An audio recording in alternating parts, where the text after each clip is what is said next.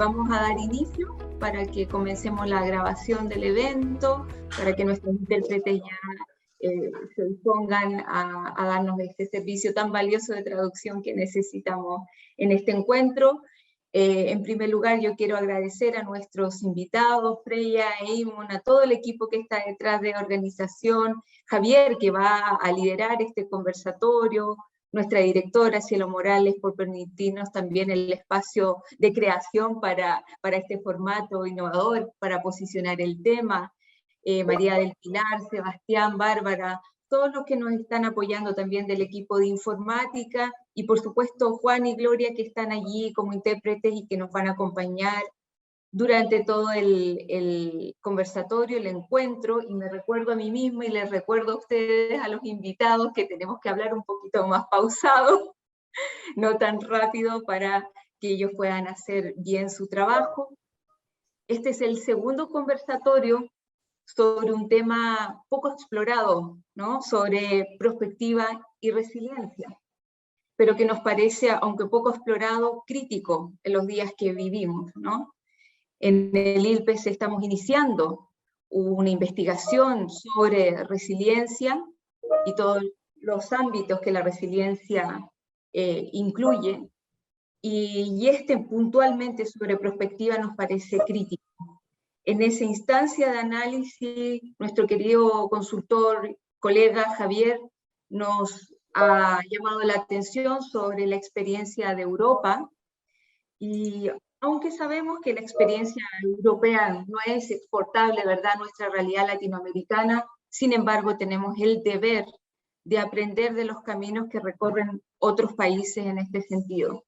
Quiero también agradecer a los miembros de la red que están conectados. Hemos invitado, hicimos una convocatoria amplia, tenemos no sé ya cuánta gente conectada, pero casi 80 o más personas.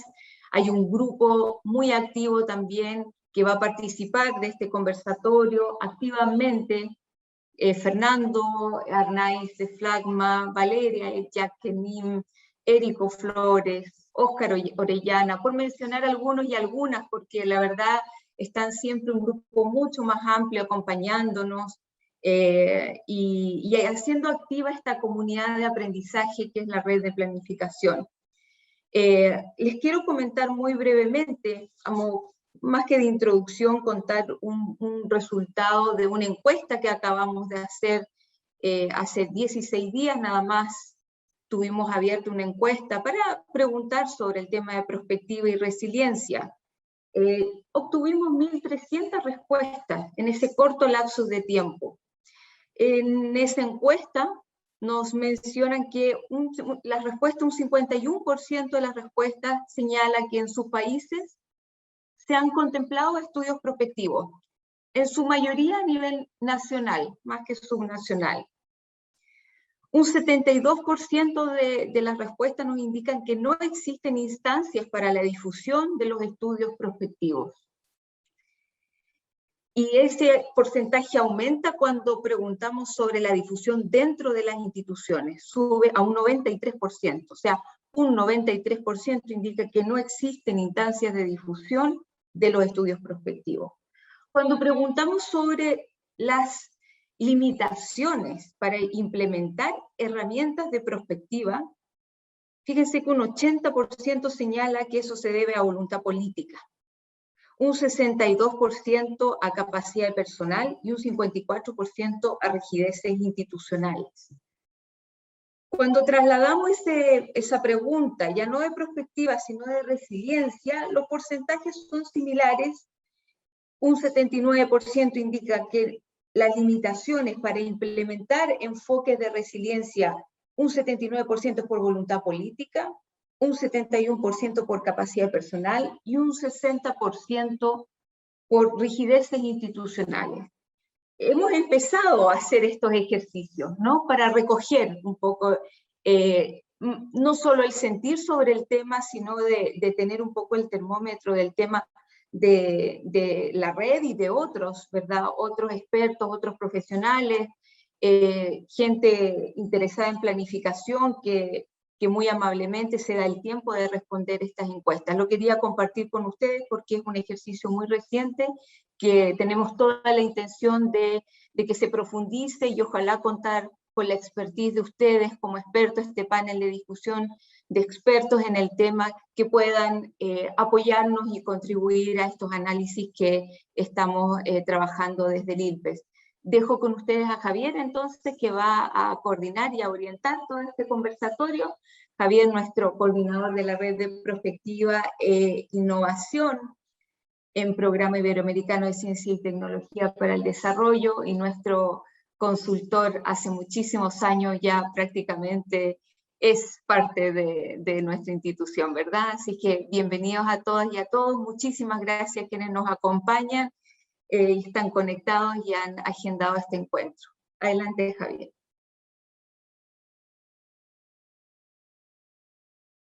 Gracias, Paulina. Muy buenos días para todos y todas.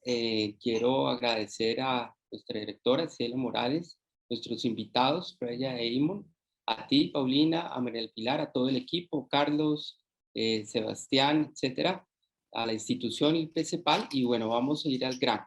Tenemos una ocasión muy importante en un momento crítico de América Latina y el Caribe.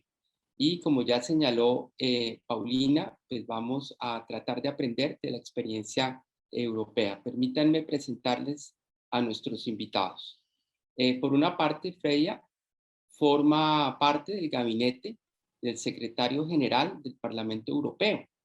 Anteriormente fue miembro de la Unidad de Prospectiva Estratégica y Capacidades y de la Unidad de Tendencias Globales, que hace parte pues, del Sistema Europeo de Análisis de Estrategias y Políticas SPAS. Antes también tuvo importante experiencia en otras instancias europeas y en el sector privado. Es una ciudadana europea que tiene toda una influencia inglesa, alemana, italiana. Bueno, es una mujer del mundo global. También Imon es un ciudadano europeo, es irlandés de nacimiento, pero ha tenido una considerable experiencia. Es analista de políticas de la Unidad de Prospectiva Estratégica y Capacidades del Servicio de Investigación del Parlamento Europeo. También se ocupa del Sistema de Análisis de Estrategias y Políticas Europeas, SPAS.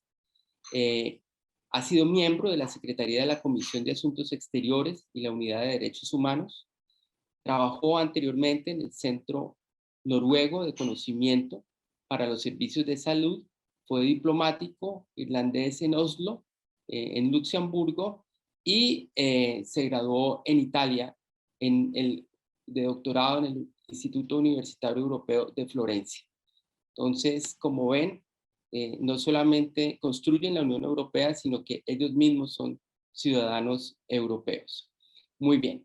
Entonces, vamos a hacer nuestra conversación ágil. La primera pregunta se la vamos a hacer a Freya, y es, bueno, cuéntanos, Freya, cómo el Parlamento Europeo hoy usa la prospectiva estratégica. Debo decir que la prospectiva estratégica se hizo ahora una herramienta esencial en todo el ciclo de nuestra policy, el policy cycle, y que las actividades de prospectiva se han hecho claves para nuestros tomadores de decisiones en diferentes etapas del proceso de planeación. Aquí en el Parlamento debo decir que vemos prospectiva y estrategia como un proceso y no como un evento singular. Entonces, como he dicho, es siempre un ciclo de prospectiva que comienza en el momento de agenda setting y termina al final para comenzar de nuevo. Aquí utilizamos prospectiva para hacernos más resilientes. Para darles 4 puntos claves, se trata de comprender interdependencia, por ejemplo, cómo una crisis puede moverse en otra, por ejemplo, la salud, cómo está conectada con la finanza, la economía, en la esfera social, en el caso de la pandemia del COVID. Segundo punto es estar listo, estar pronto, simplemente porque estar súper convencido de lo que uno hace, puede significar también que no estamos listos cuando viene la emergencia. El tercer punto es que tenemos que identificar cuáles riesgos llaman para ser mejor preparados. Y el último punto es que debemos pensar más allá del corto plazo y buscar cómo cosas pueden desarrollarse a largo plazo.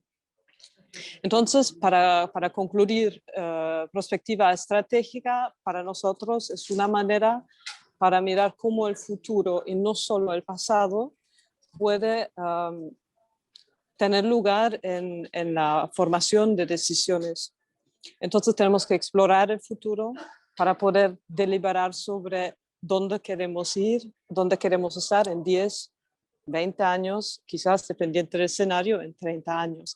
Y de ahí tenemos que decidir cuáles pasos tenemos que tomar para alcanzar esa meta. Perfecto, Freya. Es muy claro. Vamos a poner un ejemplo específico.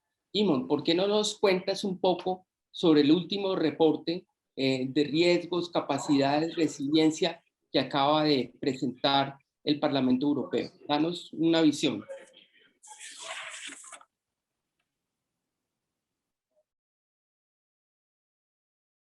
Myself. I'm sorry that I'm speaking English today. I'd much prefer to speak Spanish, but my only Spanish is school Spanish from several decades ago and not good enough for this particular discussion. So please forgive me if I continue in English. Yes, the initial period, well, we go back to last March. All of a sudden, from one day to the next, we were no longer in our offices. We were working from home, completely dependent on computers for dialogue and communication. And we were into a crisis that we had never experienced before, but was a crisis that grew out of something that could be foreseen and was foreseen by medical experts over several decades. However, here we were. Now, in the European Parliament Research Service and those of us who work with foresight, this was in fact an opportunity in a way. It was another example of the importance of foresight work. And we used the time to embark in a collaborative project within the European Parliament Research Service, where we first discussed and compiled a long list of challenges and sectors that were important for us to consider. And then we worked together to refine this and develop short descriptions in each area of what the challenge was, what the risks were going forward, whether it was the economy or technology or the environment or several other areas. And then from that, look at what capacities we had at European Union level, both in Brussels and in the EU, and also at national level, and see if we found a match between the risks and the capacities we had to handle these risks in the future. And where there's a gap, obviously that's something that we should look at more closely. So we went through this process during telework, collaboratively with colleagues, and then we were able to produce last summer 2 reports, one on risks, trying to identify and systematize risks according to likelihood and probability. And then as a second contribution, we tried to match that up with the capacities and the gaps in European governance to see where we should think about taking new initiatives, exploiting new opportunities to find institutional frameworks to handle these challenges. So that was a major effort on behalf of the entire research directorate. It was, to my knowledge, the first time we had done a foresight exercise of that scale completely in-house. So it was quite an innovative project in its own right. And of course, it's been quite influential then in assisting the debate as the members of parliament and others take decisions and prepare decisions on what we need to do to get ahead of future conflict, crisis. Gracias, Simón. Ahora, ¿cómo podemos encuadrar esto, Freya, en ese concepto que manejan ustedes de gobernanza anticipatoria y que se lleva a la práctica? ¿Por qué no nos explicas un poco el concepto de gobernanza y cómo se inscribe dentro del conjunto de instituciones europeas. Despéjanos un poco esos roles que hay en el gabinete, el parlamento, etcétera, la comisión. Yes, I would suggest that there's a large Perdona, challenge. el micrófono no me funcionaba. Ahora sí. Cuando Eamon terminó, ¿cómo quieren? Okay, Dale, Freya, y después vamos otra vez a Eamon. I'd be very happy to defer to Freya. To let Freya go first. Qué elegancia. Ese es el gusto de trabajar con gente europea, con gente internacional y gente de Latinoamérica. Es que lo escucho en el español y en el inglés, una elegancia. Muchas gracias. Sí, gobernanza anticipatoria es un tema, no quiero decir un buzzword, pero es un tema que comienza a coger mucha importancia, no solo a nivel europeo, pero también a nivel global. Quisiera decir, lo vemos en Canadá, lo vemos en Estados Unidos, lo vemos aquí en Latinoamérica y el Caribe. Y ¿qué significa el concepto de gobernanza anticipatoria y cómo lo practicamos? El último ejemplo, para darles un ejemplo súper actual y cómo se pone en práctica para dar forma a nuestro futuro común, es el lanzamiento de la conferencia sobre el futuro de Europa. Esto fue apenas el 9 de mayo. Y el objetivo con esto es dar a los ciudadanos un mayor papel en la configuración de las políticas y las ambiciones de la Unión Europea, mejorando, claro, la resistencia de la Unión a la crisis, ya que sean económicas y sanitarias. Y la Conferencia del Futuro de Europa es un foro para un debate abierto, inclusivo y transparente con los europeos en torno a las cuestiones que les importan y afectan la vida cotidiana. Claro que podemos mirarlo de un punto de vista técnico también. Si lo hacemos así, podemos decir que en un sistema de anticipación, la prospectiva estratégica puede utilizarse para reforzar la elaboración de políticas de diferentes maneras. Y entre ellos se encuentran, por ejemplo, identificar las primeras señales de un cambio perturbador que se avecina, reformular y ampliar el alcance de lo que se considera relevante en la elaboración de políticas, relevante para nosotros, la comprobación de los planes y estrategias frente a posibles perturbaciones y generar un lenguaje y unas perspectivas compartidas para la acción y el éxito. Eso sería como el punto teórico. Y si miramos aquí al Parlamento, para terminar con 3 partes, que era el ejemplo reciente, actual, que está en vivo, la teoría y cómo lo implementamos aquí. El Parlamento Europeo se centra en la planificación política y la estrategia organizativa, ya que los diputados europeos son muy conscientes de la importancia de pensar estratégicamente en los retos y oportunidades que se presentan. Y las diversas conmociones de los últimos años han subrayado la necesidad de un mayor grado de anticipación en la elaboración de políticas a nivel de la Unión Europea. Podemos decir Brexit, que es lejos de ustedes, pero para nosotros era un fuerte punto. Trump, que nadie se lo esperaba, pero llegó, o simplemente la crisis económica que vimos en 2008 y que duró varios años y quizás todavía no se acaba. Por ello, la prospectiva se encuentra justo al principio del ciclo político, aquí en el Parlamento Europeo, cuando se establece la agenda. Y ahora, Eamon. Sí, dale. Vamos, Eamon. Thank you. Indeed, just to supplement that, I'd talk more actually, and I'd refer back to what Paulina said at the beginning, where you identified in your survey resistance of political will, resistance in staff capacity, problems with institutional rigidity. So if we look at those elements, because they're really quite central, anticipatory governance is defined as a broad-based capacity to actively explore possibilities, to experiment, and to continuously learn as part of your governance system. your administration. So that means that you need framework, you need some kind of structures in which this becomes part of the routine. And you need capabilities, you need people with expertise to get involved in this, to facilitate discussions, and you need, in fact, to promote a new culture, a new way of thinking, and so on. So this is all part of what we've been doing as we go along at EU level and in dialogue with the member states. And there are a few things that we see as particularly important. One is to create spaces where you can have open conversations, including arguments and disagreements, but preferably not in a directly political framework, because if you're in the political world and out in front, as members of parliament are, it becomes very difficult to concede anything, to agree that you might be wrong or that the other person's perspective might be more important or more valuable than yours.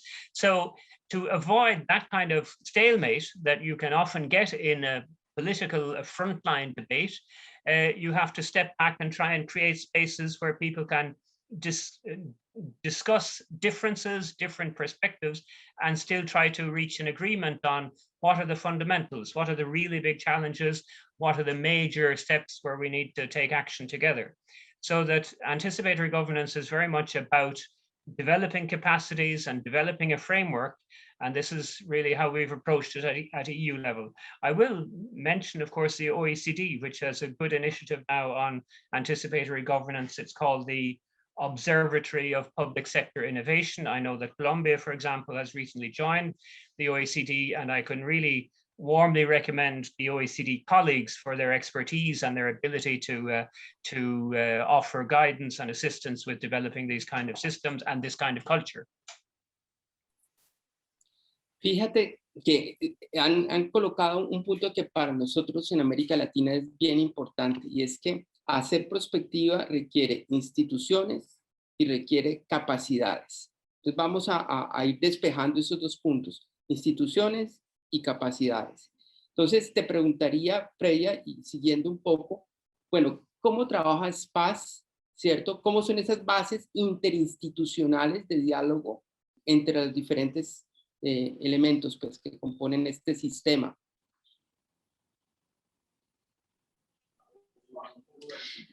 Sí, instituciones y capacidades. Nosotros con SPAS demoramos casi 12 años para llegar a las capacidades que tenemos hoy. Para darles un ejemplo, con la prospectiva hay que tener paciencia. Eso lo digo principalmente al inicio, porque no es una, como se dice, una silver bullet, un milagro que llega y te da la solución diciéndote que el futuro va a ser así y aquí está la solución. Entonces, paciencia hay que tener. Necesitamos 12 años para llegar donde estamos ahora, en el cuarto ciclo de SPAS que llega. Entonces, para explicarles institucionalmente cómo funciona, puedo decir que es una cooperación a nivel administrativo de alto nivel. Involucra las instituciones claves de la Unión Europea, quiere decir la Comisión, el Parlamento Europeo, donde me encuentro, el Consejo, el Servicio de Acción Externa y otras más pequeñas que no voy a nombrar todas porque se hace muy largo.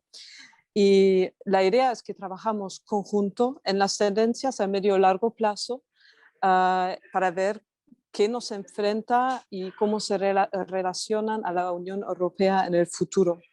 Y los objetivos del proceso de SPAS son 4 principalmente: proporcionar un sistema interinstitucional para identificar estas tendencias y ofrecer análisis comunes de los resultados probables en las principales cuestiones para los responsables políticos. Quiere decir, para mí, aquí en el Parlamento, los diputados, los eurodiputados. En la Comisión son los comisarios. Segundo punto, para promover una cooperación de trabajo más estrecha entre los servicios de las instituciones de la Unión que se dedican al análisis en estas tendencias. Y tercer punto, proporcionar regularmente información a las instituciones de la Unión para alimentar el pensamiento estratégico, incluyendo el contacto con académicos, grupos de reflexión y otras partes interesadas para proporcionar una perspectiva amplia. Lo que ha dicho Eamon, tenemos que tener un espacio libre para pensar libremente. Si está restringido por todos lados, la perspectiva no puede florecer, no puede funcionar.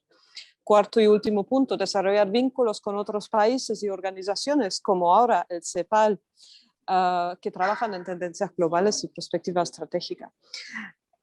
3 puntos claros que hemos logrado. Publicamos informes sobre tendencias globales, el último de ellos en 2019. Organizamos la conferencia anual de SPAS en la que exploramos cómo fortalecer el vínculo entre el análisis de las tendencias globales y las necesidades prácticas de la elaboración de políticas, y alimentamos la red de jóvenes talentos y llegamos más allá también con SPAS Plus. Así que, visto, ese es el punto institucional que Javier mencionaba y las capacidades que intentamos y esperamos lograr con ello.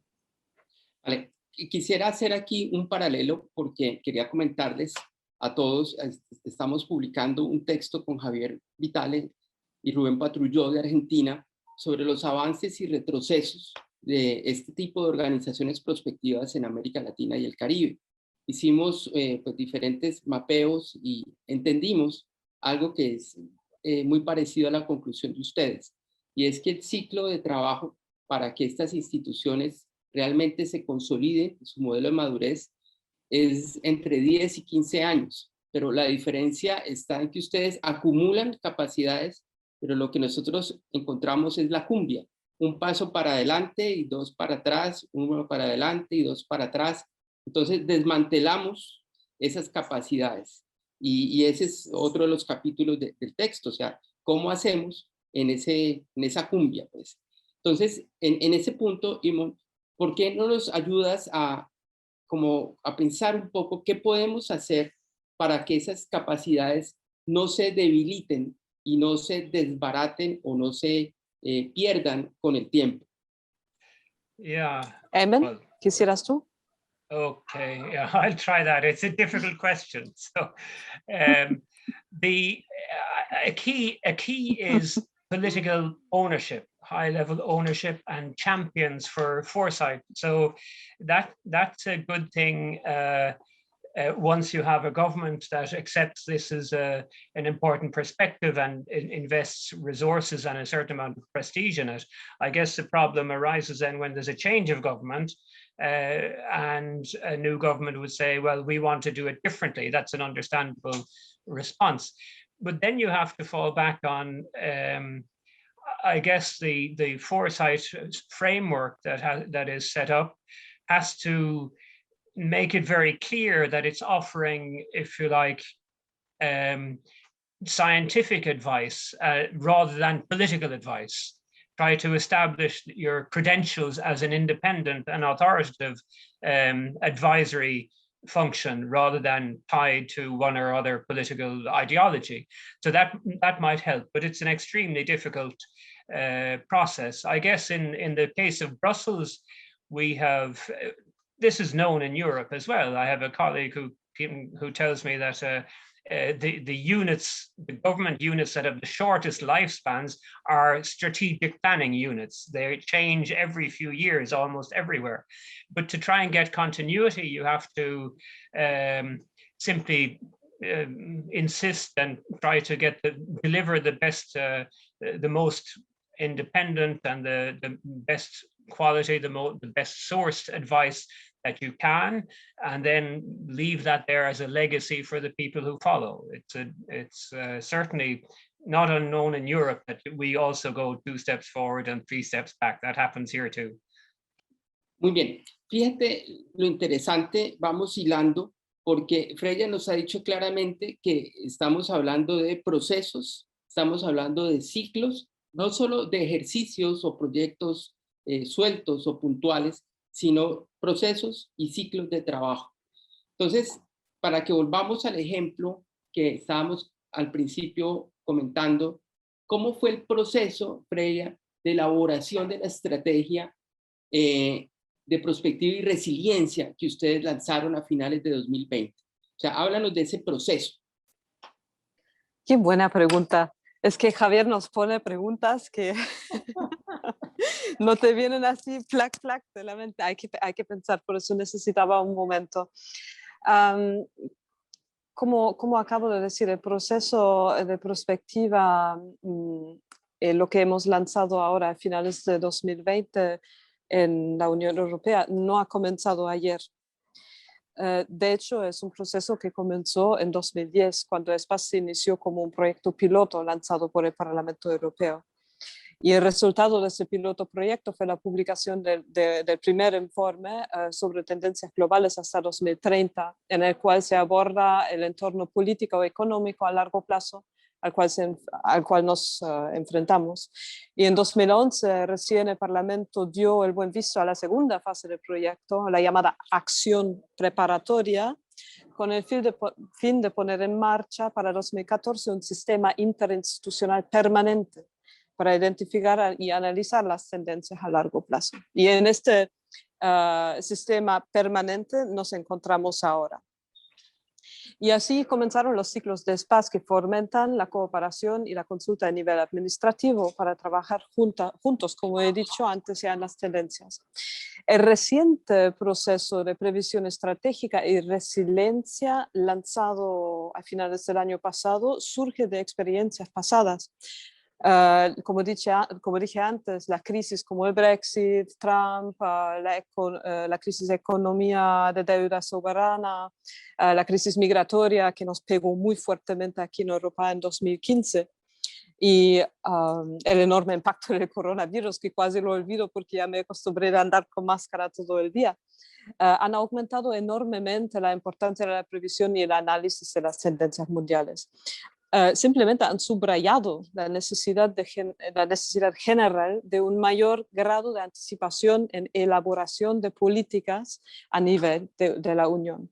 Entonces, en primavera del año pasado, la administración del Parlamento emprendió un trabajo detallado en los ámbitos de los riesgos, las capacidades y la resiliencia. Y esto fue mismo el secretario general con el cual trabajo ahora en el gabinete. Fue su idea de ir en este camino y ha generado tres documentos en conjunto. Uno es la cartografía de los riesgos estructurales a los cuales se enfrenta la Unión. Eamon lo mencionó al inicio de nuestra conversación. El segundo documento publicado después del verano era el análisis de las capacidades y carencias de nuestra Unión para hacer frente a los riesgos estructurales.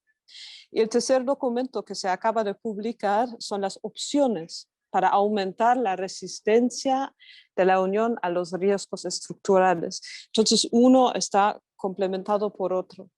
Y este material ayuda a los responsables de reflexionar sobre las implicaciones de la crisis actual y el contexto internacional más amplio para construir una unión más resistente que pueda hacer frente a múltiples retos que se avecinan.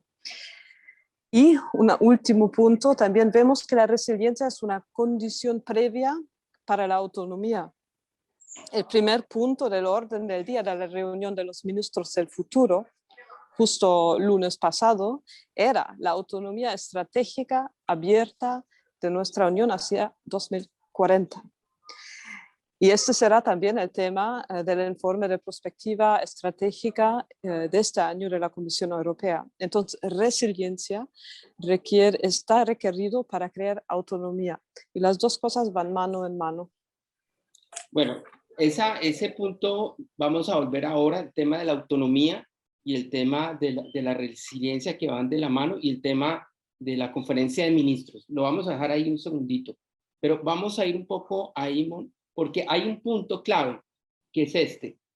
¿Cómo se territorializa? ¿Esto cómo baja al territorio? O sea, ¿cómo el balón se lleva al terreno de juego? O sea, ¿cómo esto se lleva a los países? ¿Hay un orden central? ¿Cómo va cada país? ¿Cómo va cada región? Yeah, I'd like to respond to that, if I may. Yes, there is a framework, and the EU system has the EU level and the national level. There's a regional level, which is important as well.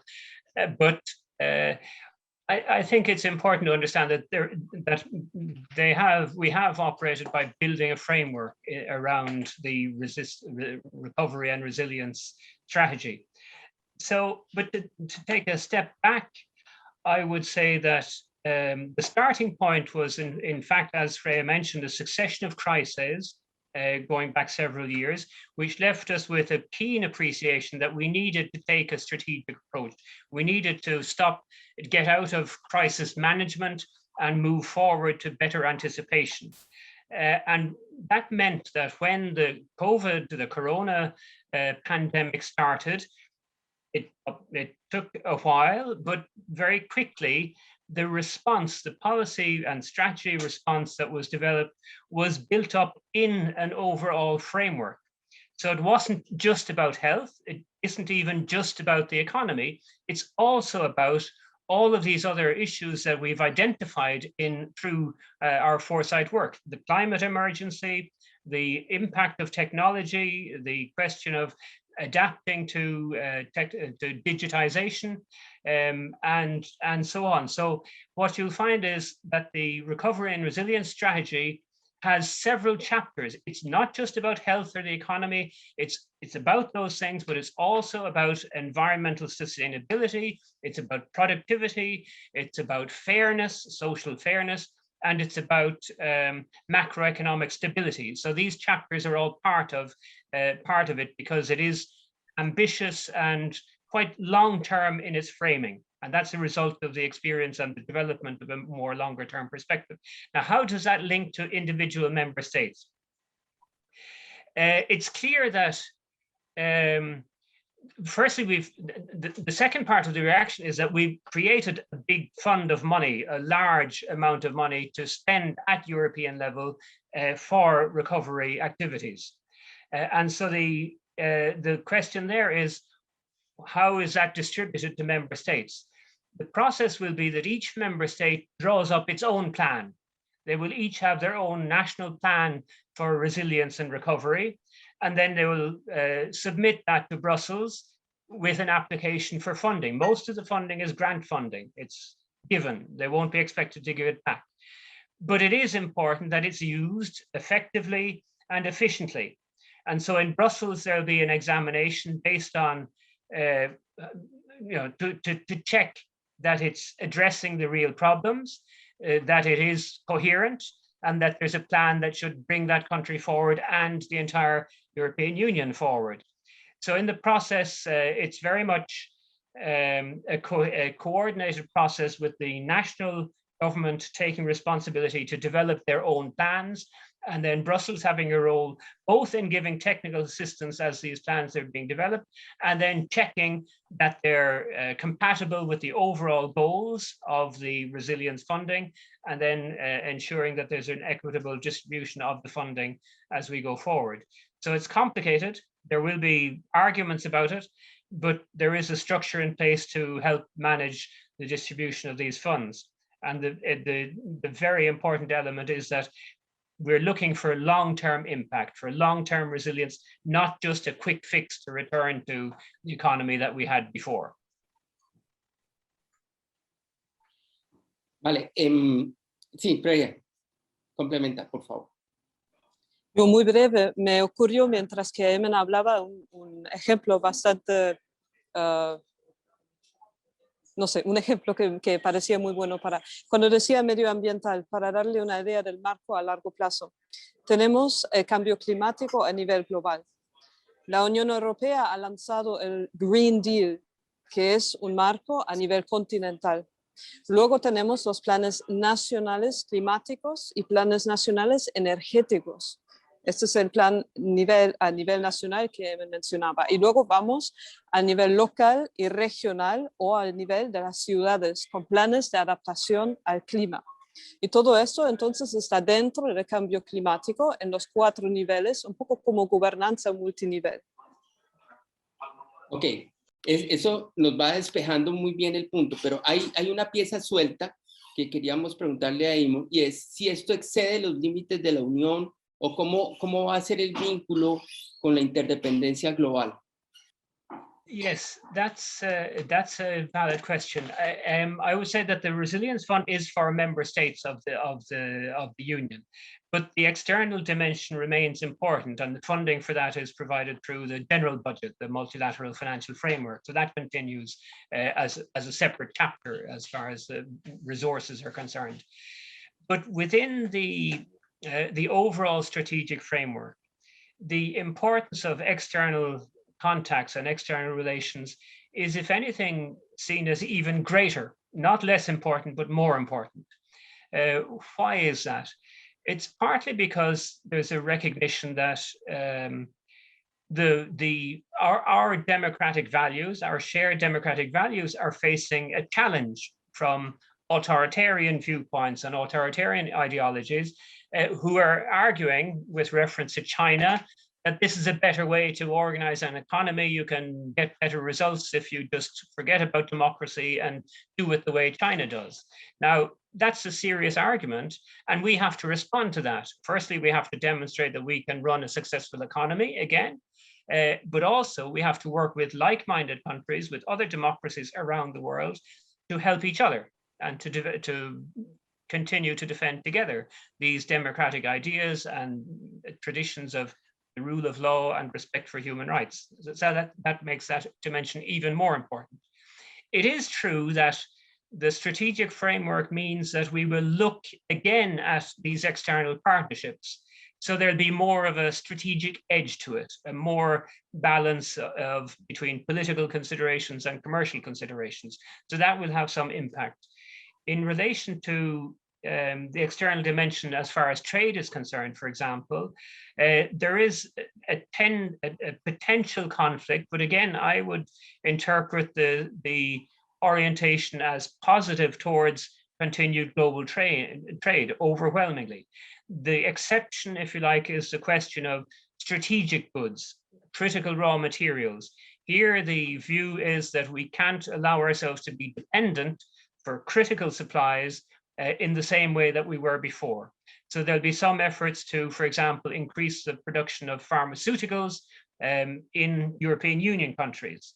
And there'll be efforts to find alternative sources for critical raw materials. But this will affect a very small portion of the EU's external trade, and the EU will in no way, in my view, or in my understanding of the stated goals, it will not become a fortress Europe. That's absolutely not the prospect. It will continue to be a major center of open multilateral trade and a major supporter of international multilateral economic exchanges. So there's a lot of continuity in the EU's external relations, with some modifications due to the changed circumstances that we expect in the future. Vale, pero fíjate que para poder tender puentes, poder construir en forma conjunta, hay que ponerse de acuerdo en algunos conceptos. Aquí vamos a comenzar ya a dar participación a las preguntas que nos han llegado. Nos pregunta Cielo Morales, directora del ILPES, sobre el concepto de resiliencia que manejan ustedes en la comisión. ¿Ustedes creen que es un concepto del norte europeo o creen ustedes que puede ser también promovido en América Latina, más allá del tema de los recursos naturales y de los desastres naturales? Otra más de las famosas preguntas, Javier. Es una cosa delicada y no quiero tampoco, es un poco política también, porque nos pregunta si el concepto que estamos elaborando aquí se puede replicar en otras partes, por ejemplo, en vuestra región. Yo creo que, sinceramente, lo que se necesita para ello es la voluntad política, es el marco, el presupuesto que se necesita para ella, luego es lo que llamamos también future literacy, entonces las competencias y capacidades que se necesita para crear la base, y luego hay que querer trabajar conjuntos, hay que hacerlo seriamente, evitar los silos, como se dice, los silos que hay siempre o muchas veces, y instituciones son resilientes muchas veces al cambio institucional. Entonces, como por eso digo, aquí duró tantísimos años hasta que llegamos a lo que llegamos. No quiero decir que no sea posible en otra parte, todo lo contrario. Yo creo que sí es posible, y más allá de lo que Javier dijo, de una crisis como una pandemia, una crisis económica, debería ser posible en todas partes. Si pensamos que queremos un futuro en común, que tal vez también embarca los Sustainable Development Goals de la ONU. Entonces tenemos que tener una fuerza y una idea de trabajar en común. Y eso me hace pensar en Chile, que me parece que esta semana o la semana pasada se formó la Asamblea Constitucional por primera vez, que exactamente que conlleva también un marco, un nuevo ejemplar también en el mundo en cuanto a la igualdad del género. Entonces se ve que cosas son posibles, solo que hay que ver el fondo, el marco para poder hacerlo, y a veces hay que batallarse un poco para llegar ahí. Fíjate lo importante de la experiencia europea. Tú nos hablas del marco de referencia, del fondo, de las instituciones. Bueno, son muchísimos años de construcción institucional que nosotros en este momento en América Latina carecemos y necesitamos construir integración regional. Bien, pero el punto, digamos, comparado para nosotros es, bueno, en la práctica, ¿cómo esperas tú que esto cree resiliencia? Es decir, ¿cómo ustedes ven que esto efectivamente va a generar capacidad de resiliencia? Amen, si no lo cojo yo. Yes, yeah, I'll respond to that. I think it's a work in progress in a way, but there's I would say there's one important to mention. Firstly, I'd like to share a definition of resilience, or at least on the concept of resilience, whether it comes from systems mechanics or from psychology or even from evolution. It has two dimensions. First, the ability to withstand a shock and remain standing. And second, the ability to change and to adapt so that you can carry on. So there are two dimensions. The ability to withstand and cope with challenge, but also to make changes towards to being more sustainable. Now, and I like a quote, if I may share a quote from Charles Darwin: "It's not the strongest or most intelligent who will survive, but those who can best manage change." So that's a way to kind of understand the task in front of us. Now, what does that mean for coherence within the EU system? You asked, is this a northern idea?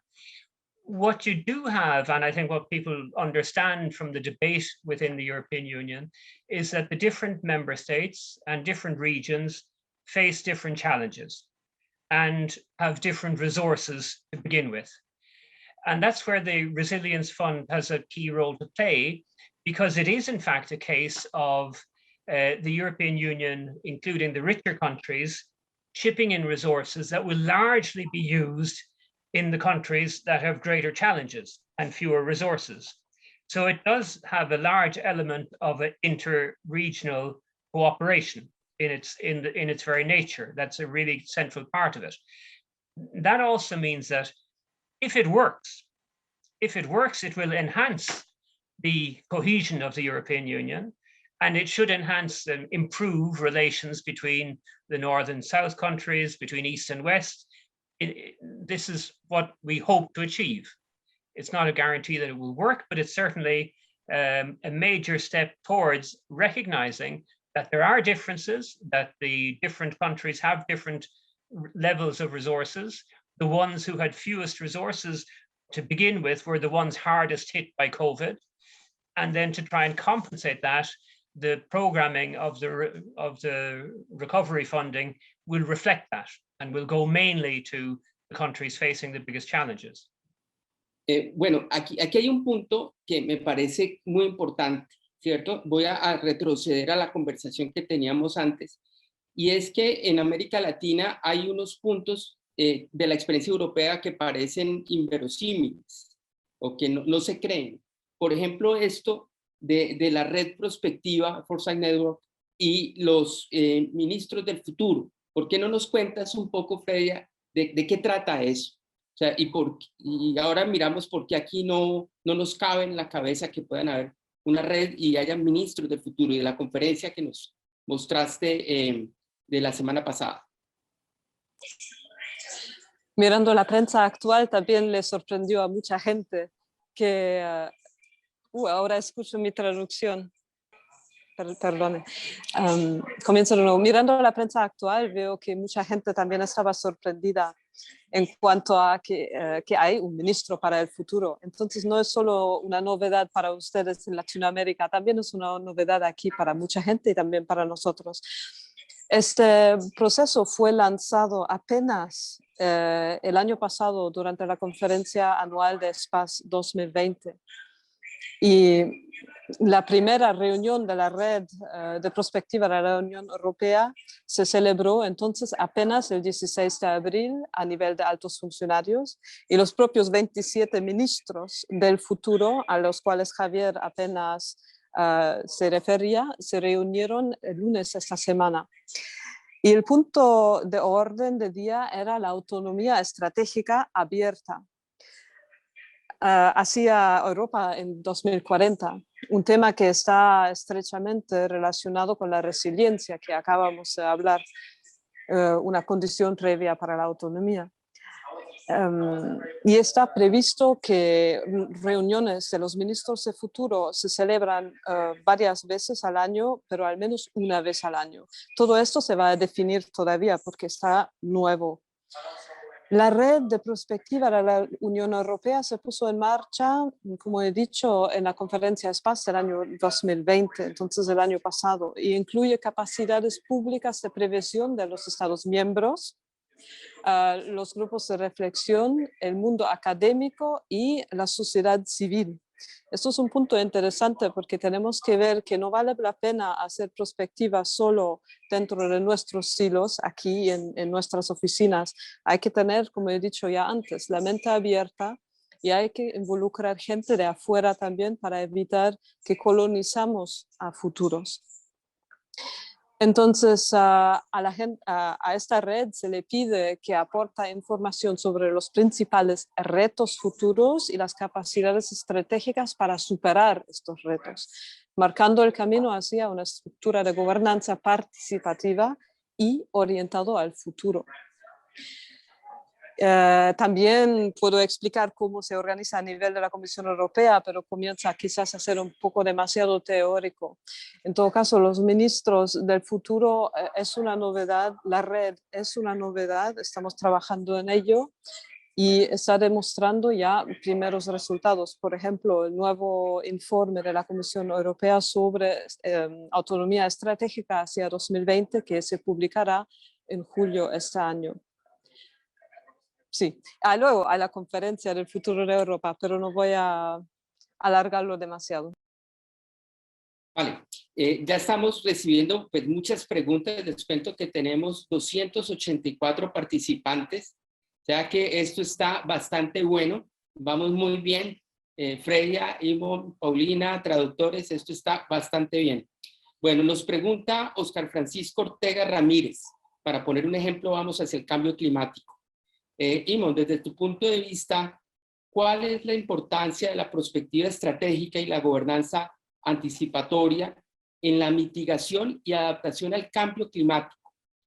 ¿Y cómo ha sido la experiencia en la implementación de esta herramienta para diseñar e impulsar instrumentos de política pública en este campo? Vámonos a este punto. Vamos a poner varios ejemplos, pero vamos a ese punto. Thanks for another easy question. This is, I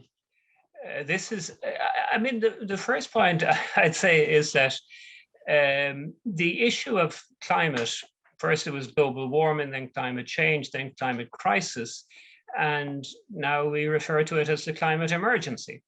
And this evolution itself is significant in getting across to people the importance of actions. I'd also point out that in the SPAS 2019 report that Freya mentioned, the very first issue that was raised was the environment, This was then delivered in time at the point of the legislative transition to a new parliament and a new commission. And when the new commission delivered its priorities, the first priority they identified was climate. So climate and environment has sailed up the agenda and become the top issue. That means that there is significant initiatives in this area at EU level and local and national level as well. What could I give you as successful examples? I really would have to hit the books on that one. There is also a risk of misspending of initiatives that aren't being productive. But in general, you see, well, yeah, I can give you some specific examples. In the city of Porto, for example, they've gone to, I believe, zero emissions in their urban transport. In several countries, they've gone days and weeks without using coal as part of their energy generation, which is a change. So there is progress towards more renewable energy sources and towards forms of transport in particular that are more efficient and less damaging in terms of using fossil fuels. Another example is a country I know well, Norway, which is now has the largest proportion of electric cars of anywhere in the world. That's quite a change. It means also that you need a different infrastructure because you can't simply pull in and spend 5 minutes filling with petrol and then drive for 800 kilometers. It means you have to organize your transport differently. But once you do that, you have a form of transport that reduces emissions. And this is the way we need to go. So the key data point is the level of greenhouse gas emissions. And if we can reduce them, as we must, that will be a sign that we're making progress. Muy buen punto. Freya, ¿quieres complementar, por favor? Voy a cambiar al inglés porque así me exprimo mejor. Y además mi capacidad para el español se está cansando. So I just wanted to give the example of the European Green Deal. The European Green Deal is at the European level and it's supposed to make the EU's economy sustainable. And this is by turning climate and environmental challenges into opportunities and making the transition just for all. And to give you an idea, the European deal provides an action plan to boost the efficient use of resources by moving to a clean circular economy, like the examples Eamon just suggested, and restoring biodiversity and cut pollution for the best of all. A couple of points. How do we reach this target? So this is a big fund by the European Commission. It requires action by all, and it includes investing in environmentally friendly technologies, supporting industries to innovate. Innovation is everything for change. Rolling out cleaner, cheaper and healthier forms of private and public transport. Decarbonizing the energy sector, Eamon just mentioned that with a precise example. Ensuring buildings are more energy efficient. And the last point, working with international partners to improve global environmental standards. So this is to help the thing on the global scale. And I thought I'd just add that because it's a direct plan to mitigate problems through climate change. Ok, muy interesante. Fíjate que aquí hay una conversación que se está abriendo internacional bien linda. Nos dice Andrés Mendoza, opina, es necesario que la Unión Europea incluya a varios gobiernos mediante fondos como Horizonte 2020 y fortalecer a otras naciones que no implementan estas políticas. Y pregunta, pues en este sentido de fortalecer a la eslabón más débil en la cadena, ¿no? Pero se pregunta esto, para el cambio climático, ¿realmente se puede fortalecer a las naciones que hacen parte de la Amazonía o de la Amazonia?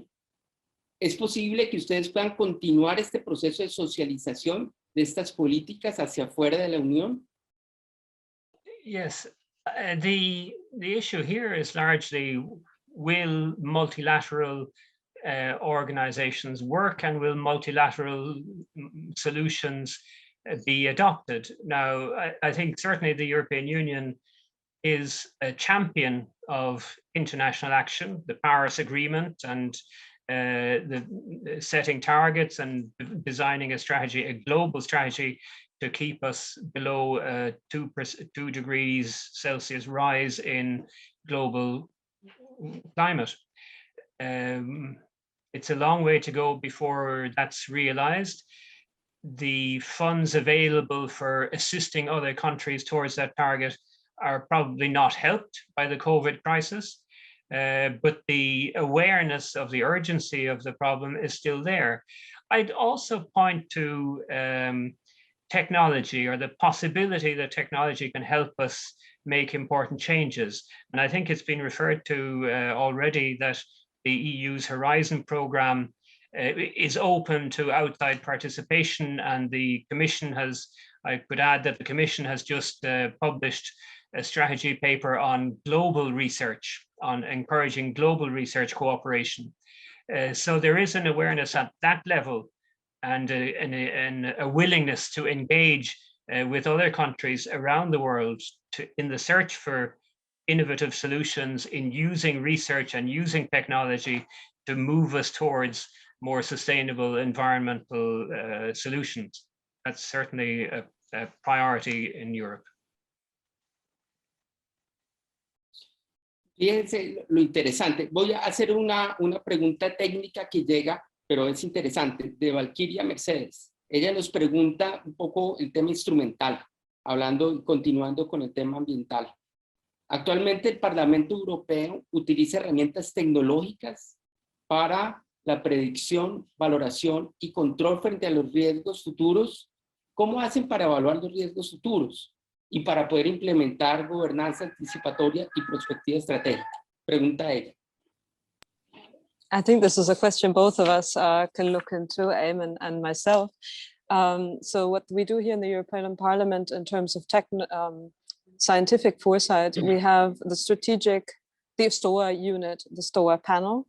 They look into scientific foresight and technological options. This would, for the moment, what I'm informed about is, for example, looking into robotics, how to regulate robotics in the future. That's not climate change, but it's just to give you an idea of what we're working on. Another thing that is really big and important is the regulation of AI, so artificial intelligence. This is two key issues where the European Parliament has been leading in lawmaking procedures. And thinking about climate, but this is not foresight as such, but I still want to mention it.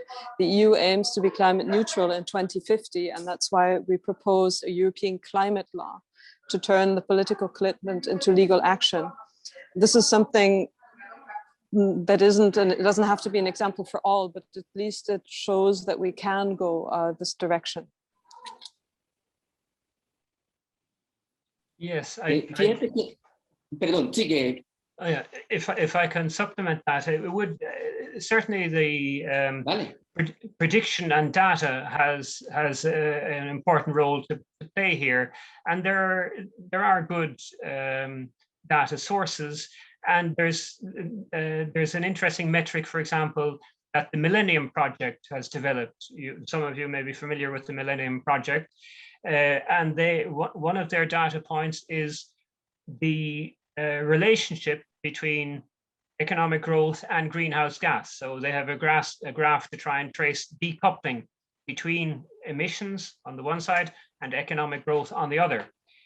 Because if they both continue to go up like this, we remain in trouble. If we can have economic growth going upwards while greenhouse gas emissions are going down, we unlock a much better future.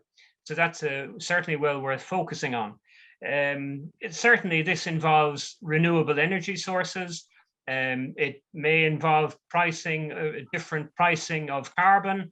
There's talk about a carbon border adjustment mechanism and other things of this kind.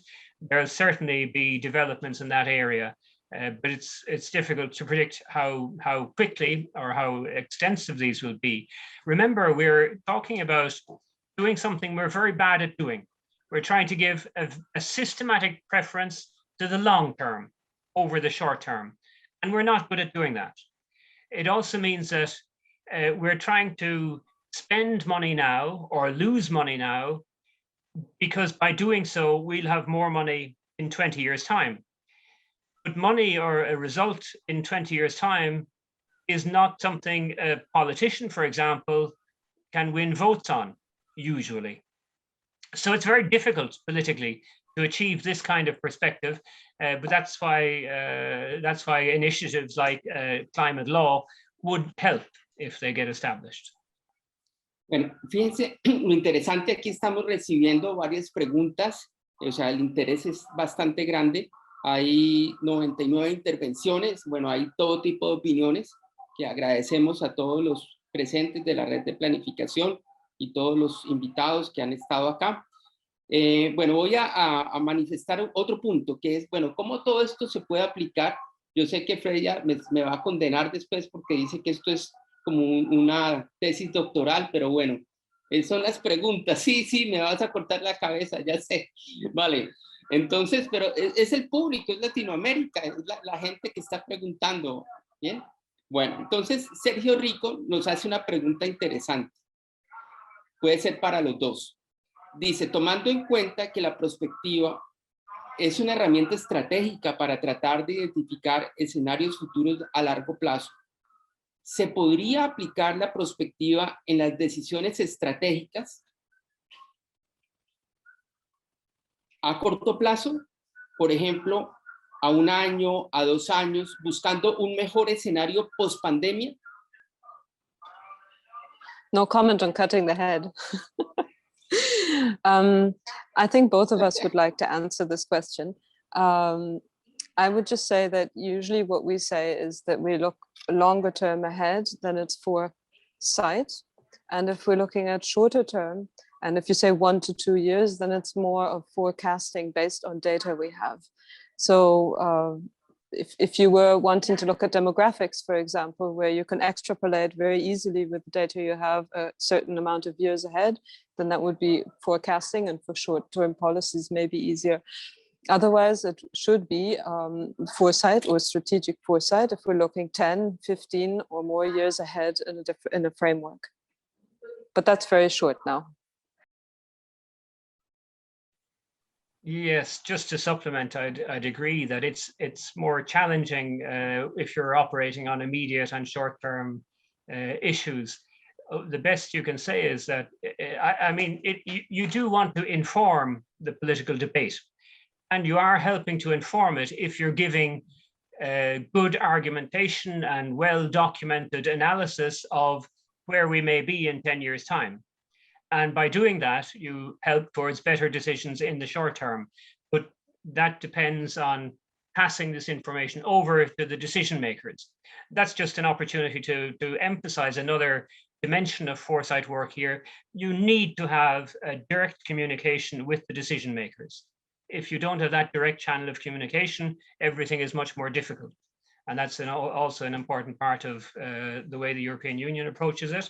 And it's a benefit, or it's an advantage of the ESPAS network, that we can speak to the policymakers in the parliament, the lawmakers, we can speak to the decision makers in the council, we can speak to the decision makers in the commission, each with their own people involved in this discussion.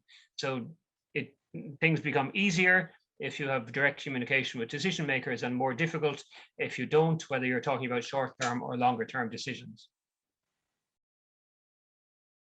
Freya, por favor. No, I was just going to say Eamon is absolutely right. And quick addition, it may seem that it's easy for us because we're in the parliament, that we have direct access, but it also is difficult for us. Not always are policymakers as accessible for these topics as we hope they would be. Vale, fíjense que volviendo a comparar América Latina y Europa, al principio Paulina nos decía, bueno, hay barreras institucionales en la encuesta, en la respuesta de lo que se hizo a toda la red, que nos dijo, bueno, ojo con las barreras institucionales. Y ahora Cielo Morales nos hace una pregunta, y es, bueno, teniendo en cuenta y teniendo en mente un poco esto de la necesidad de instituciones para poder hacer esto, ¿cómo ven ustedes cuáles son las lecciones que podríamos extraer del caso europeo para mejorar esta relación prospectiva, planificación, visión de largo plazo, políticas de Estado, pero en el marco de la recuperación post-pandemia. Es parecida, pero llevándolo a la pregunta anterior, pero llevándolo al tema de los marcos institucionales.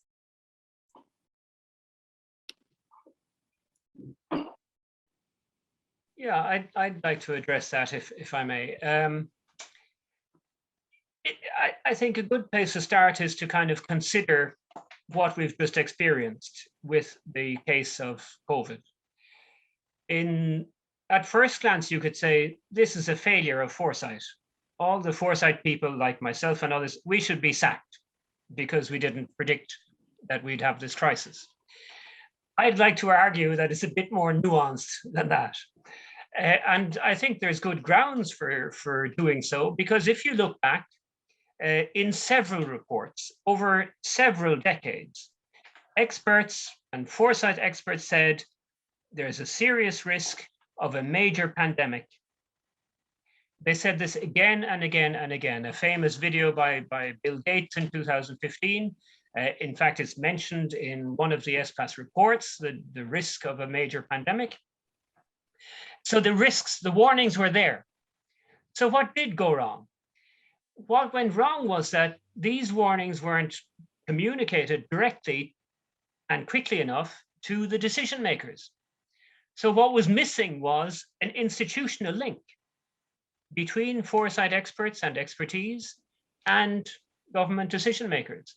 So if we simply focus on that reality, accept that analysis, then we have a strong case for creating just that kind of link right now and continuing from there. I think it's a very strong argument. Vale, vamos a tener que hacer un espacio, un segundito, porque Freya tiene una urgencia del gabinete en este minuto, como estamos en tiempo real. Entonces, para que tenga la posibilidad de resolver su asunto de primer minuto, entonces, bueno, invito a Paulina o a Cielo para que continuemos el debate en el micrófono y conversando con Imo mientras Freya se demora y atiende su asunto del gabinete, que es de primera importancia. Y vamos a cambiar un poco el punto, porque Lucio Henao nos pregunta desde Medellín algo muy interesante. Dice, bueno, la perspectiva estratégica es racional, pero con un componente emocional importante. Ahora en América Latina, versus la experiencia de Europa, pues estamos viendo en este momento una cadena de sensaciones de ira, de protestas, de violencia, no solamente en el 2021, sino en el 2019, y que va de la mano pues, del limitado crecimiento en la década anterior. Ustedes saben que tuvimos un crecimiento 2010-2020 semejante de la década perdida, 80-90 del siglo pasado. Entonces hay esos temas emocionales de fondo, ¿cierto? Y esa sensibilidad, ese clima de sensibilidad, como diríamos. ¿Cómo podemos conciliar largo plazo con corto plazo? ¿Cómo la ves? También invitamos a Cielo a que participe.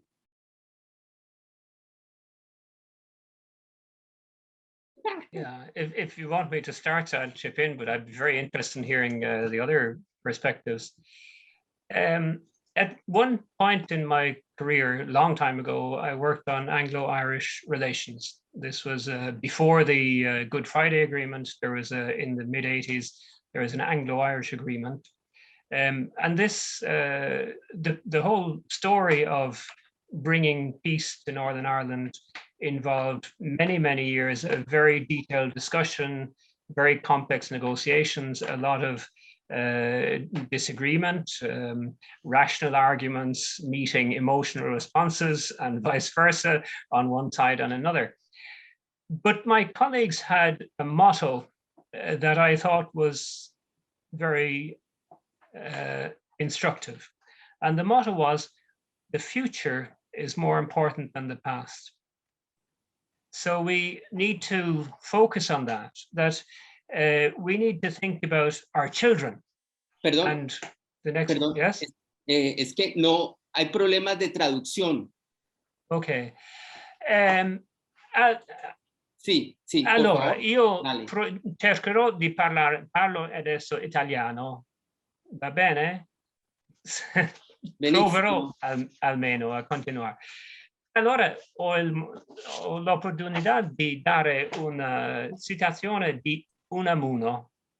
Unamuno ha detto, procuremos más ser padres o madres. Attempt more to be the fathers and the mothers of our future than the daughters and sons of our past.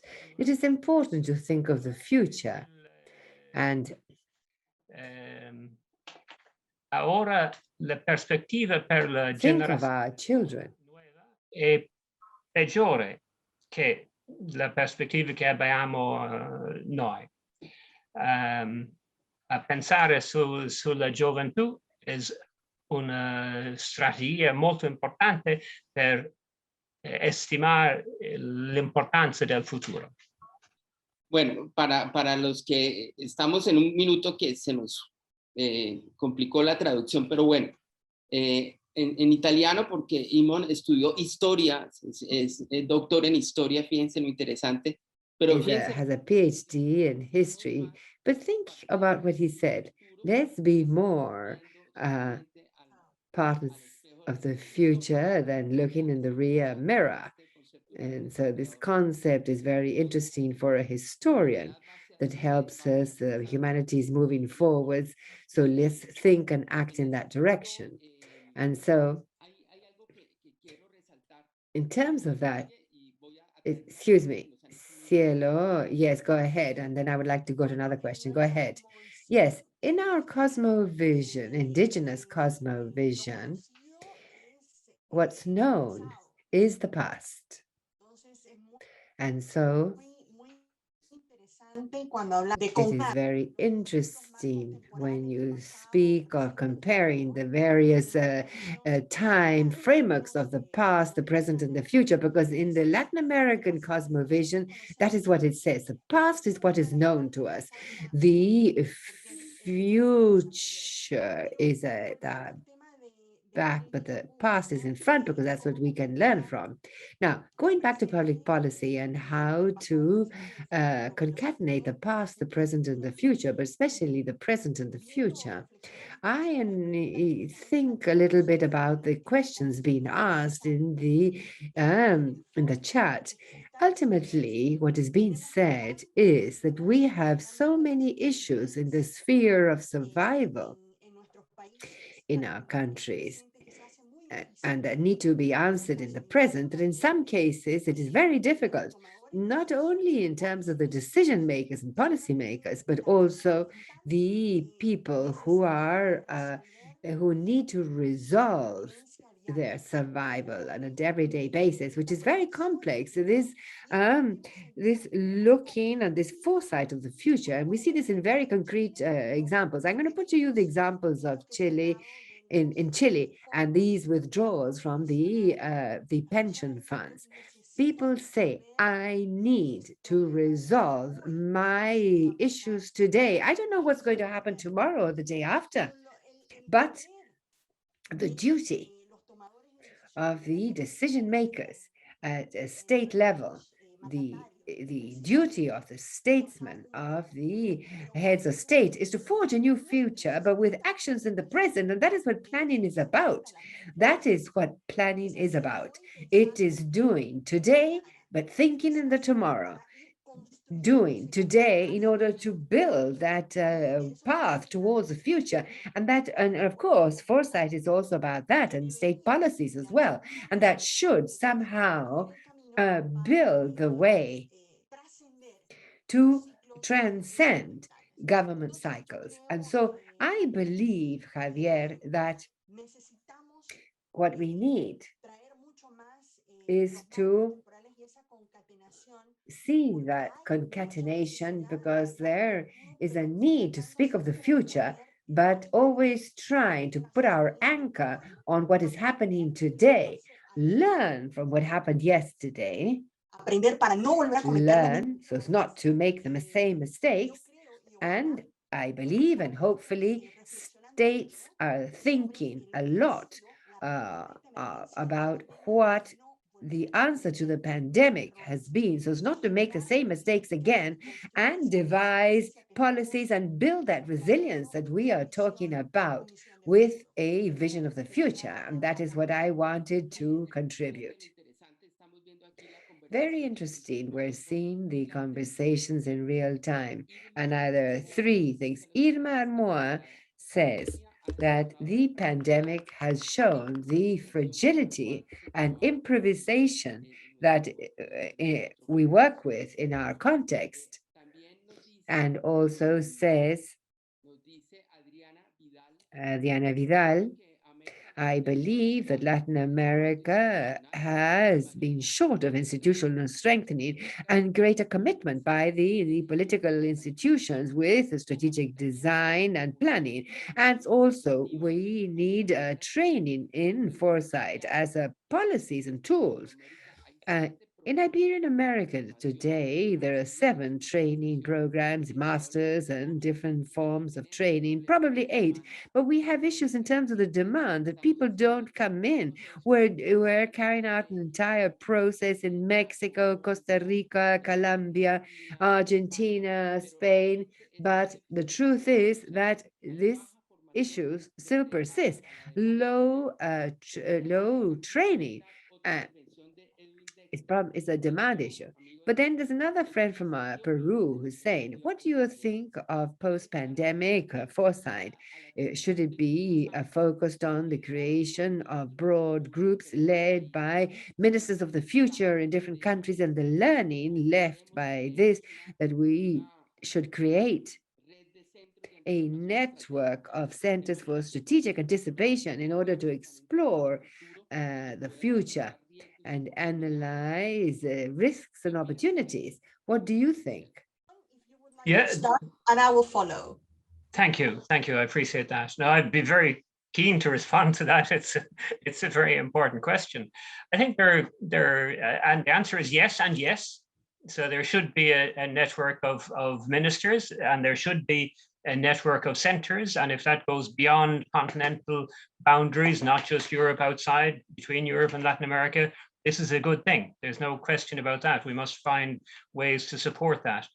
I would add another point, and it is that perhaps mentalities will change as well in a very specific way. Up to now, we've focused very, very strongly on efficiency. And when that came to healthcare, that meant that an empty hospital bed was inefficient. We shouldn't have spare beds.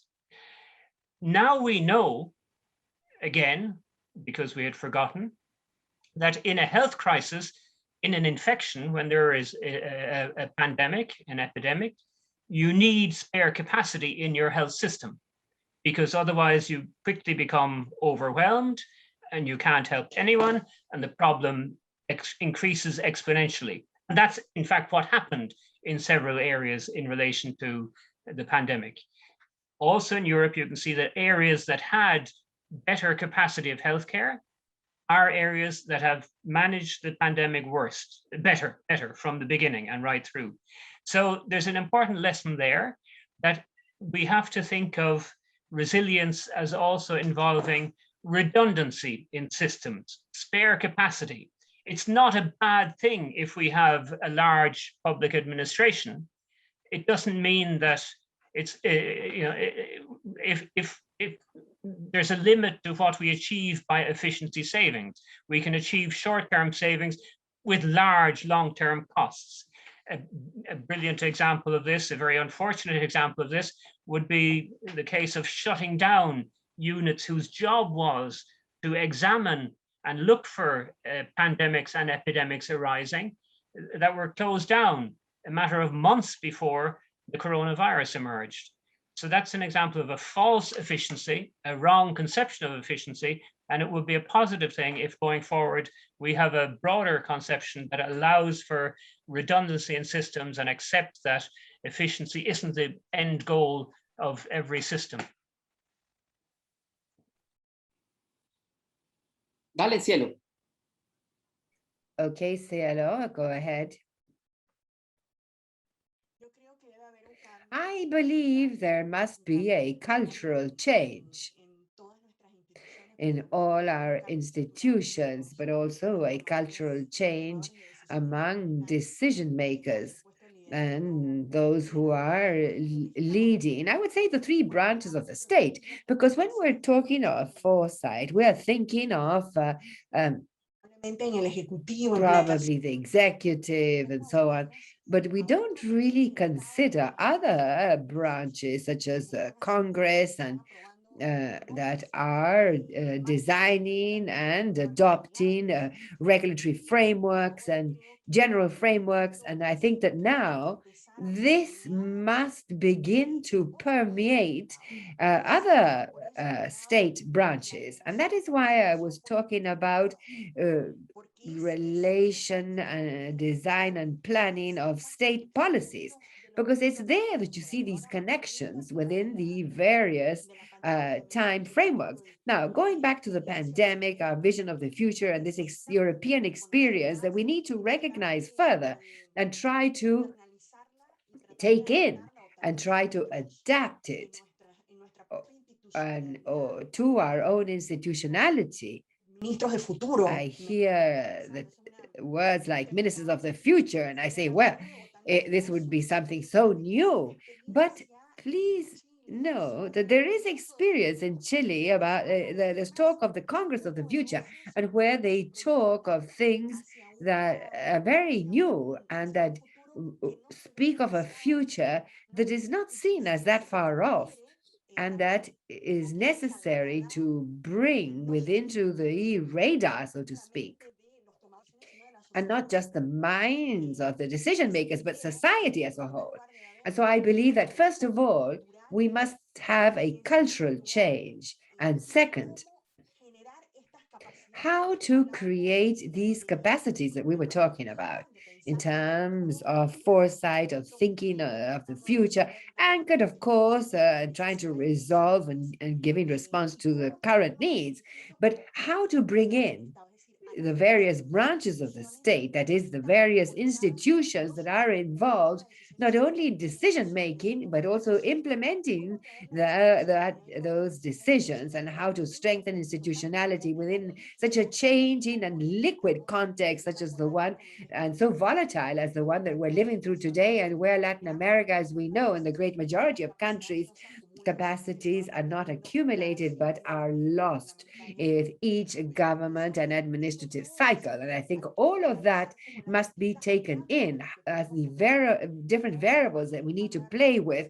when we're talking about foresight of building resilience, and building resilience as a process, not as an outcome, not as a target. It is a process, and this is a process that we must go weaving throughout democratic institutionality in our countries. And that is why we're talking about anticipatory governance and so on.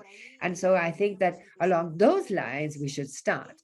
And I believe that these conversations between Europe and Latin America must be deepened, it must be maintained, and must lead to far more connections, because there's a lot to learn. And I believe that I would love it when Freya and Iman were saying, well, they saying foresight is not something that's happened yesterday. No, it goes back to more than a decade that we've been working on this. If you had to systematize in that timeline, seeing it retrospectively,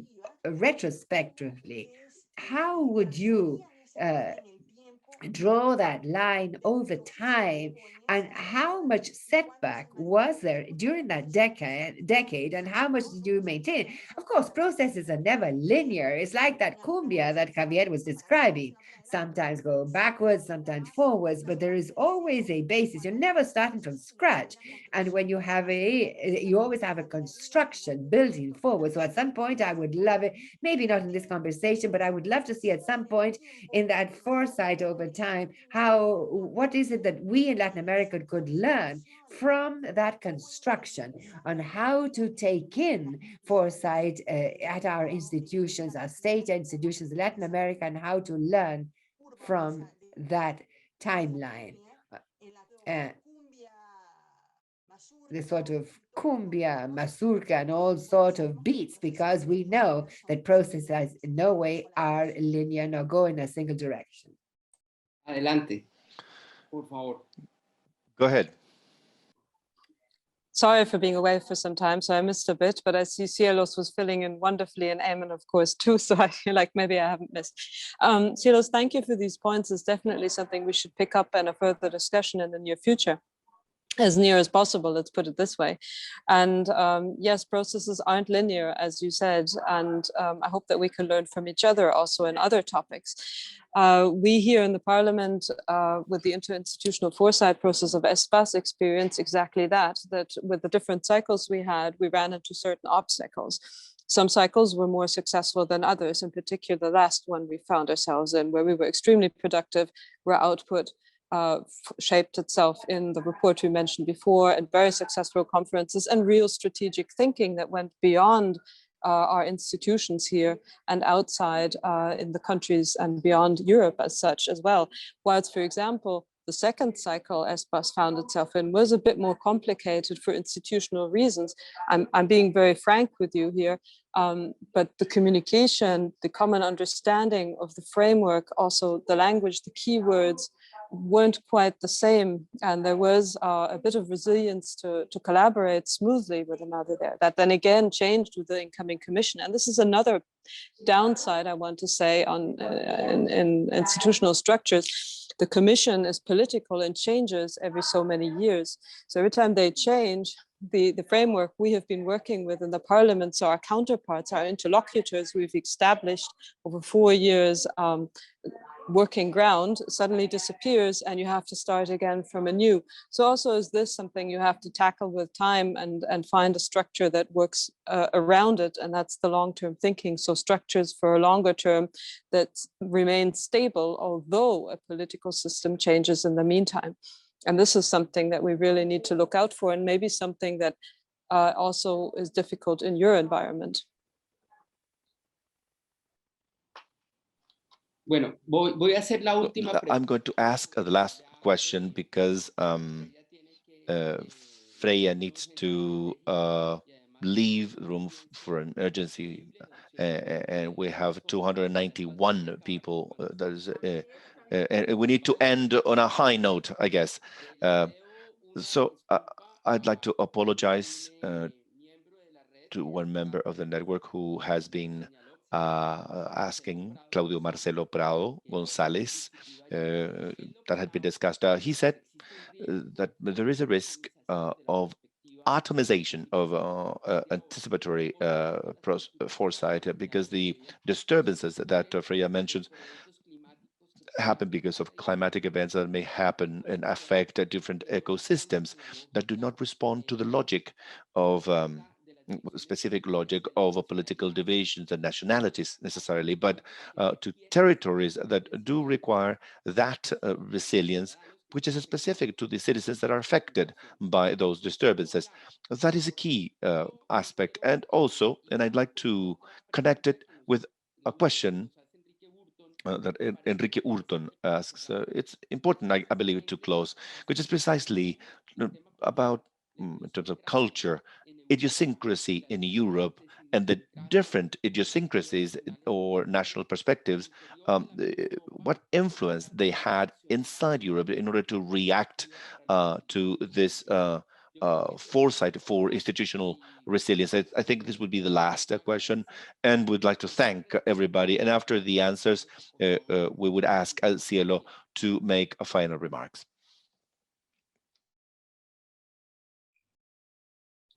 Por favor. Yeah, please, Eamon. This is a very difficult one, but I would say that over the entire existence of the European Union, there's been a socialization process that people have learned to work together, to collaborate on every issue on the table across the board. This is at official level, but it's also at political leadership level. And the question for the future is, will this phase where we've had to work very closely together in an emergency situation and had to find ways to communicate at distance in the absence of being able to sit together in a room, will that create a stronger sense of common purpose? And will it be strong enough to help them reach agreements more easily and on more difficult questions in the future? It might go in the opposite direction, but this socialization process is absolutely central to what happens. Just to illustrate that with a joke, actually, we used to say, I met an interpreter, and I have to say thank you so much to your interpreters today who've made it possible for me to follow this discussion. It's been they've been brilliant. So an interpreter in the parliament told me once that before we all used to speak bad French. Now we all speak bad English. And in fact, 10 years later, we're all speaking quite good English, even the French. So there is a process of developing a common language and getting ways and means to communicate across the national characteristics and across our idiosyncrasies in Europe. Of course, the sad thing is that now we all speak quite good English. England decided to leave, but that's another dimension. Gracias. Thank you. Thank you. Freya, please. I'd like to take the first one where the expert asked about the automatization of foresight, or mentioned the automatization of foresight. And I see that as a two-faced coin, because automation means, first of all, that, for example, if we do scenario planning, we can do modeling on an enormous scale, feeding incredible amounts of data, which gives us an enormous option when we think of plausible futures, desirable futures, and so on. So it has one good side. But the second side of the coin for me is maybe a downside, because automatization also entails artificial intelligence to a larger scale. And what we have experienced is that artificial intelligence is often entrenched by many biases, just like we humans, of course, are, full of biases that we're sometimes not even aware of. And that also involves cultural implications. So that means that if we automate foresight to that extent without being careful of the AI we're using, the outcomes might not be too positive. And that is, again, where we have to be, the group of people using this has to be diverse, or as we say in the European Union, united in diversity, to come to a better conclusion for all. Bueno, perfecto. Perfect. Thank you very much. We have 299 attendees right now. That's incredible. Thank you so much. Cielo, please, the floor is yours. At least in my town, they say that you have to end the party when everybody's having fun. That is because when... No, eso así no funciona. Nadie se lleva un buen recuerdo de la fiesta. La fiesta hay que terminarla cuando la curva está en el mayor de los goces. Así que yo creo que eso es lo que estamos haciendo ahora, finalizar este conversatorio cuando hay mucho entusiasmo, para dejarles con un poquito de apetito para un siguiente conversatorio, porque ya Paulina debe estar, puedo casi sentir cómo el cerebro le suena diciendo, ya yo sé cuál es el siguiente tema del siguiente conversatorio. No me queda más que agradecer a Freya, a Imon, por su generosidad, por este tiempo que nos han dedicado, a todos los que se han conectado. Muchas gracias a todos y a todas las interesadas en este conversatorio. Javier, como siempre, tu entusiasmo, tu conocimiento y esa forma de llevar los temas y de plantearnos y hacer las preguntas más difíciles disfrutables, como siempre. Eso para mí es fundamental. Tenemos que disfrutar mientras aprendemos, mientras nos desafiamos, ¿no? Eso es muy importante. Agradecer a Paulina, a María del Pilar, a Mauricio, a Carlos Sandoval, que ha llevado el estandarte de este tema y lo ha llevado a muy buen puerto. Agradecerles mucho y felicitarles. Y yo creo que yo dejaría tal vez 3 mensajes antes de cerrar. El primero es la necesidad de profundizar estos diálogos interregionales con visión regional, con una visión regional. Vamos a lograr mayores impactos si trabajamos con una visión que genere, aproveche las inteligencias colectivas de los países de las diferentes regiones. Eso como un primer punto. Como un segundo mensaje, definitivamente la prospectiva y la resiliencia requiere de capacidades, pero también requiere de voluntad política y requiere de institucionalidad. En donde falla alguna de estas pequeñas, se puede decir muy fácil, pero construirla es muy complejo y requiere tiempo y requiere paciencia, entonces falla. Y necesitamos aprovechar la inteligencia de la academia, la evidencia, y nunca ha sido tan importante como es hoy incorporar la evidencia, incorporar el conocimiento de la academia y el conocimiento científico a la toma de decisiones y a la generación de políticas públicas.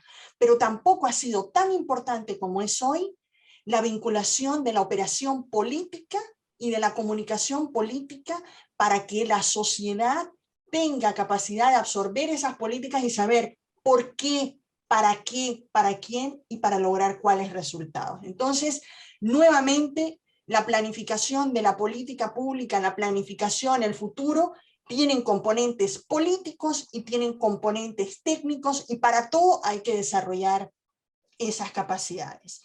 La pandemia, y el tercer y último mensaje es, la pandemia no ha hecho otra cosa que desnudar las limitaciones institucionales, de capacidades y de estructura y tejido social que ya venían dándose en el caso de América Latina por bastante tiempo. Pobreza, desigualdades, no la desigualdad, sino las desigualdades, la informalidad en el empleo. No ha hecho otra cosa la pandemia que decir, es insostenible, esto es un caldo de cultivo para no tener sostenibilidad en el desarrollo. Entonces, lo que nos permiten esta pandemia y esta crisis son abrir oportunidades. No nos podemos quedar con el diagnóstico ni lamentándonos, tenemos que aprovechar para hacer los cambios estructurales que requieren nuestras sociedades de manera de construir un modelo de desarrollo que sea incluyente, que sea sostenible y que genere mayor igualdad en acceso a servicios de calidad y mayor igualdad en derechos para todos y para todas. Así que muchísimas gracias. Gracias Javier, muchas gracias Imon, muchas gracias Freya, Paulina, Carlos, María del Pilar, Mauro. Le paso la palabra entonces, Javier, Paulina. Vale, no, ¿por qué pensar el futuro hoy? Porque en las calles de América Latina se están enfrentando los que no tienen presente. Entonces vamos a tratar de hacer todo lo posible por seguir esta línea de reflexión. Mil gracias, Cielo, todo el equipo, Paulina, Imo, Freya, increíble. Gracias, gracias a ustedes, muchas gracias a los invitados.